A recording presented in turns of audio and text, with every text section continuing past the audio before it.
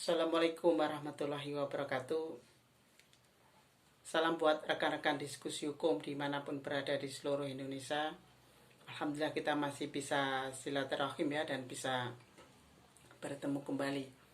Mudah-mudahan kebaikan, rahmat dan ridha Allah Subhanahu wa taala masih selalu beserta kita semuanya. Kali ini menyambung dari pertanyaan rekan-rekan kemarin ya. Ini memang baru sempat saya meluangkan waktu untuk membahas hal ini. Dalam berita terupdate kali ini tetap ini ya, masih kita kawal berkaitan dengan adanya perpanjangan PPKM itu kan. Jadi kemarin juga rekan-rekan ada yang menanyakan juga.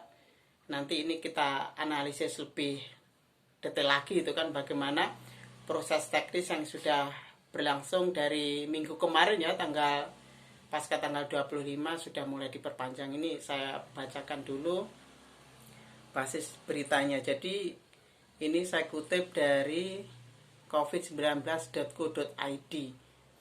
Instruksi Menteri Dalam Negeri nomor 24, 25 dan 26. Jadi pasca ada perpanjangan kemarin memang dikeluarkan 3 instruksi Mendagri ya. Ini khususnya di Pulau Jawa Bali nomor 24, ada 18 halaman. Ini panjang sekali ya. Bla bla bla dan seterusnya saja, nanti rekan-rekan bisa membaca sendiri lebih detail. Saya akan memberikan ulasan lebih detail saja nanti ya. Nah, jadi persoalan berkaitan dengan proses perpanjangan PPKM ini kemarin memang bisa dikatakan mengecewakan ya, karena jauh dari harapan publik rata-rata yang dalam diskusi dalam berbagai kesempatan, berbagai elemen memang kita menolak itu kan, karena memang sudah tidak relevan untuk diperpanjang itu kan. Nah, konsekuensinya seperti apa? Jadi memang kalau dari awal itu kan memang dikeluarkan beberapa instrumen itu kan. Ada Instruksi Mendagri nomor 15 tahun 2021 dengan revisi itu dari tanggal 3 Juli sampai tanggal 20. Kemudian pasca tanggal 20 ada perpanjangan lagi sampai tanggal 25. Keluar Instruksi Mendagri nomor 22, kemudian ada revisi-revisi dan selanjutnya. Dan pasca perpanjangan sampai tanggal 2 Agustus kemarin ada 3 instruksi Menteri Dalam Negeri ini yang harus kita cermati. Nomor 24, 25 dan 26 itu kan. Nah, khusus nomor 24 ini berkaitan dengan PPKM level 4 dan 3 di Jawa dan Bali. Nomor 25 itu khusus di luar Jawa dan Bali, dan nomor 26 adalah berkaitan dengan bagaimana teknis level 3, 2 dan 1 sampai ke tingkat RT RW. Nah, ini yang perlu kita cermati bersama. Cuma ini sebelum kita jauh lebih lanjut, kita coba menelaah bagaimana sebenarnya konteks kebijakan ini diambil itu kan. Pasca diumumkan Presiden Jokowi, kemudian juga kementerian-kementerian terkait ya, khususnya Kementerian Dalam Negeri.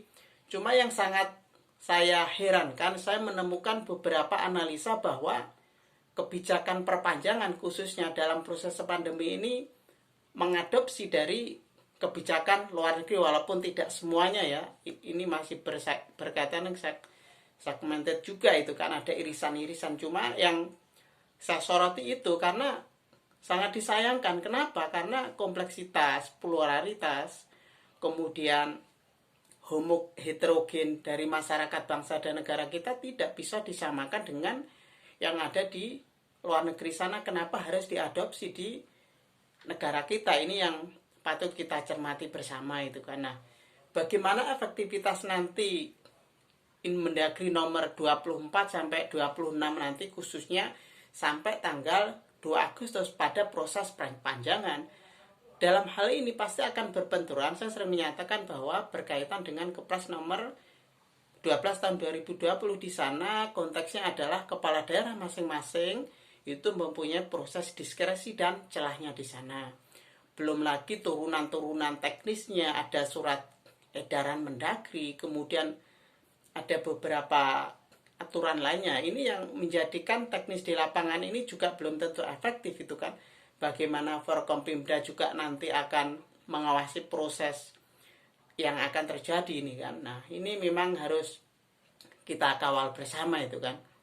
Nah, tentunya tidak terlepas dari konteks nomor 26 yang saya ingin menyoroti ini dari proses tingkat RT RW kelurahan di level 3 sampai 1 nanti itu kan. Nah, ini memang konteksnya memang kalau kita cermati memang sulit itu kan, karena proses apatis masyarakat ini juga sudah lumayan tinggi juga kalau kita cermati bersama itu kan. Ini memang tergantung dari masing-masing kepala daerah menyesuaikan Forkompimda dan sebagainya, ini harus diefektifkan. Kemudian dan tidak kalah penting adalah proses bagaimana penyaluran bansos, kemudian BLT, kemudian dana-dana lainnya UMKM dan sebagainya, itu juga harus kita cermati. Kemarin kalau kita cermati ada sidak dari Mensos, itu ternyata dari 2 bulan terakhir ini kan ada keluar 600.000, tiba-tiba dipotong 50.000, penerima bansos hanya menerima 550. Ya, ini kan saya katakan terlambat dalam hal apa? Karena sudah diterima oleh penerima baru sidak. Itu pertama. Kemudian kedua, keterlambatannya ini PPKM sudah hampir selesai, bansos baru disalurkan. Ini kan menunjukkan bahwa kebijakan pemerintah ini memang tidak disertai dari awal. Ketika ini kebijakan dikeluarkan, ini loh penyaluran dananya dari awal itu karena ini menunjukkan bisa juga dadakan juga, walaupun kebijakan memang mengikuti proses pandemi seperti itu kan. Nah, kalau kita cermati kalau di negara lain itu memang kebijakan dikeluarkan langsung, kemudian tidak sampai seminggu dana sudah cair gitu kan. Artinya kebijakan negara, kebijakan pemerintah ini linear dengan kebijakan yang dikira akan memberikan dampak kerugian pada masyarakat langsung dikeluarkan. Contoh di Australia. Di Australia itu per minggu ketika kebijakan dikeluarkan, masyarakat masing-masing dikasih 8 juta itu karena ini belum negara-negara lainnya itu, karena ini memang persoalan, belum lagi birokratis di lapangan nanti seperti apa ya, kita kawal bersama ya teman-teman. Terus kemudian yang tidak kalah penting ini, akankah diperpanjang pasca tanggal 2 Agustus nanti PPKM level 4 khususnya, karena ini mendekati kedaruratan itu kan kalau diistilahkan, karena level tertinggi itu kan. Nah, salah satu yang diindikasikan dari pemerintah, salah satunya rata-rata kasus per hari itu sekitar 10.000 baru diturunkan atau tidak diperpanjang. Coba mari kita analisis bagaimana diperpanjang atau tidak. Saya mempunyai 2 ukuran sebenarnya. Yang pertama, sebenarnya kita ingat ya, tentunya ketika Pak Muhadjir minta maaf kepada Sekap karena dianggap terlanjur membocorkan ke publik bahwa PPKM akan diperpanjang sampai akhir Juli, akhirnya diambil jalan tengah 25. Jauh sebelum itu masih ingat ketika dulu ada update berita bahwa akan ada perpanjangan sampai tanggal 2 Agustus itu kan, ketika sampai diberbarengi dengan akan dikeluarkannya pencairan dana ini dan itu. Kemudian ada pihak menyatakan, oh enggak, itu enggak benar sampai 2 Agustus, itu hoax, itu enggak benar. Toh sampai sekarang betul juga, karena sebenarnya kebocoran-kebocoran informasi publik yang memang ada kalanya harus dikonsumsi di istana, kemudian lepas ke publik, ini memang mudah untuk dibaca itu kan. Lalu pertanyaannya, diperpanjang tidak pasca tanggal 2 Agustus? Saya katakan tidak akan. Kita coba nanti kita lihat ya. Kenapa? Karena dana yang sudah dikucurkan itu cuma mungkin mentok-mentoknya sampai 2 Agustus. Pasca itu kemungkinan juga dana-dana dari pemerintah juga sudah berkurang gitu kan. Ya, ini cuma analisa saya saja. Pun juga kalaupun toh nanti diperpanjang, tetap kita akan menyuarakan untuk menolak perpanjangan itu, karena sudah dianggap merugikan masyarakat itu kan. Apalagi juga ada kebijakan-kebijakan yang tidak populer tapi merugikan, berkaitan makan maksimal 20 menit, kemudian ada pengawasan TNI Polri sampai ke tingkat bawah itu kan. Ini kan juga harus hati-hati kalau tidak humanis itu kan pendekatannya. Nah, kita lihat saja nanti apakah diperpanjang ya. Kita kawal bersama nanti. Saya tetap konsisten dalam pandangan-pandangan saya sebelumnya bahwa istilah PPKM ini memang bentuk mangkir pemerintah tidak menggunakan istilah karantina wilayah itu kan. Karena ya takut dalam proses pendanaan itu saja, simpelnya sesimpel itu sebenarnya. Tapi ya sudahlah, ini sudah terlanjur kita kawal bersama.